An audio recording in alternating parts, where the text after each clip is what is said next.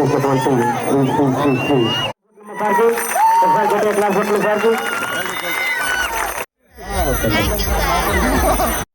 బాలికలకు ఉపకరణ పంపిణీ చేయడం జరుగుతుందండి. 280 పంపిణీ చేయడం జరుగుతుంది. అలాగే దేవిని Narendra market yard vice chairman సొంతమాగులూరు. ఈరోజు మన ప్రధాన ఉపాధ్యాయుల వారు ఈ సభను ఉద్దేశించి వారి ప్రసంగం. దాదాపు ఇప్పటిదాకా 7,052 మందికి ఇచ్చాం సైకిళ్ళు. ఇవాళ ఉప్మారులో 165 మందికి 168 మందికి 40 మందికి అందరూ కూడా 208 మందికి వాళ్ళ సైకిల్ ఇస్తున్నాము. ఇది సేల్ కంపెనీ వాళ్ళు ఇచ్చారు. దాదాపు మొన్న మధ్య ఒక 1000 ఇచ్చారు. నిన్న మళ్ళీ సరిపోవట్లేదంటే మళ్ళీ అదనంగా ఇంకో 1000 మందికి ఇచ్చారు. అంటే 2,000 మందికి ఇచ్చారు. ఒక్కో సైకిల్ 5,000 రూపాయలతోటి వాళ్ళు ఒక్కరే 1 కోటి రూపాయలతో సైకిల్ కొనిపెట్టారు.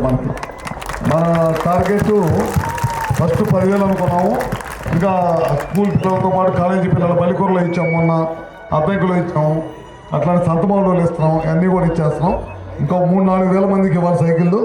ఎట్టి పరిస్థితి 11,400 మందికి సైకిల్ టార్గెట్ ఉంది. మనం ఫస్ట్ 8-9 అనుకున్నాం. తర్వాత చిన్నపిల్లలు వచ్చి మళ్ళీ మాకు కూడా కావాలన్నారు.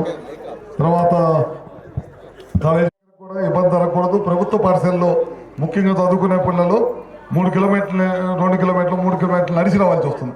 సోమవారపాడు నుంచి ఎట్ట వస్తుంటారమ్మా? బస్సుకు వస్తున్నారు. కొంతమంది నడిచి వస్తున్నారు. రకరకాలుగా ఉంటుంది. అందుకని చెప్పి అందరికి కూడా సైకిళ్ళు ప్రభుత్వ పాఠశాలలో ఇవ్వాలని చెప్పి దానికోసం ఇవాళ చాలామంది సంస్థలు అడిగిన వాళ్ళందరూ కూడా నో అనే పాట లేకుండా అందరూ కూడా, నేను అడిగిన వాళ్ళందరూ కూడా ఇచ్చారు.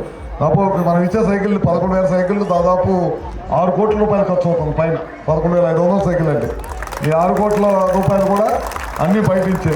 ఒక 1000 సైకిల్ మాత్రం మా కిషోర్ గ్యాడ్స్ కంపెనీ నుంచి ఇచ్చాము. మన అసిస్ట్ నుంచి ఒక 1000 సైకిల్ ఇచ్చాం.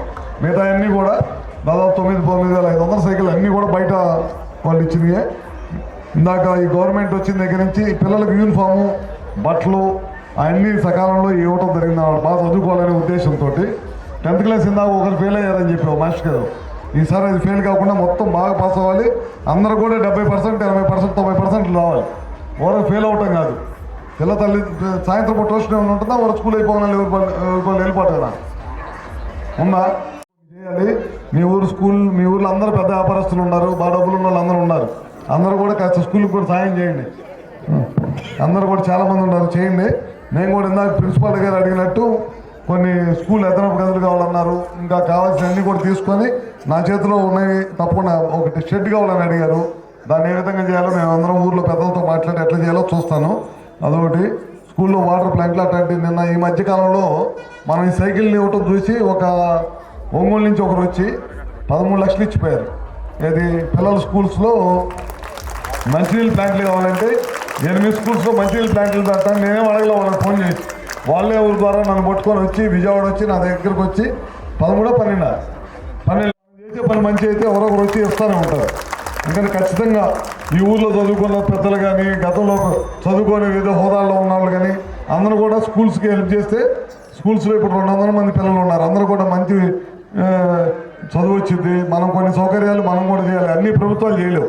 ప్రభుత్వాలతో పాటు మనం కూడా ఎంతో కొంత ఊరికి సాయం చేస్తుంటేనే పిల్లలకి ఇబ్బంది లేకుండా ఉంటుంది. ఇవాళ మళ్ళీ మనం ప్రతి స్కూల్లో ప్రతి పిల్లడికి కూడా 15,000 ఇచ్చే కార్యక్రమం చేసాం. అందరికి వచ్చినా లేదనేది ప్రిన్సిపాల్ చూసుకోవాలి. చూస్తున్నారా? వచ్చినా లేదు తెలుసా మీకు? అందరూ బండియా లేదా? ఎందుకు పడలేదనేది తీసుకొని ఆ ఊరు పెద్దలకో లేకపోతే మండల నాయకులకో మండలంలో ఉన్న ఆఫీసర్లకు తెలియజేయాల్సిన అవసరం కూడా ఉంది మీకు. అది కాకుండా ఇవాళ గవర్నమెంట్ వచ్చిన తర్వాత 16,000 మంది టీచర్లను తీసుకున్నారు. ఎందుకు తీసుకున్నారంటే ప్రభుత్వ పాఠశాలలో టీచర్స్ ఉండాలి. టీచర్స్ లేకుండా ఒకే టీచరు 4 క్లాసులు చెప్పడం అవన్నీ లేకుండా, 4 తరగతులు చెప్పడం అవన్నీ లేకుండా ఏ తరగతికి ఆ తరగతి టీచర్ ఉండాలనే ఉద్దేశంతో తీసుకున్నారు. 16,000 మంది పోస్టులు కూడా ఫిల్ చేసి అన్ని స్కూల్స్లో కూడా వాళ్ళ టీచర్లు వచ్చారు. మీ స్కూల్లో కూడా కొత్త వాళ్ళు ఎవరు ఉన్నారు? అంత పాత వాళ్ళేనా?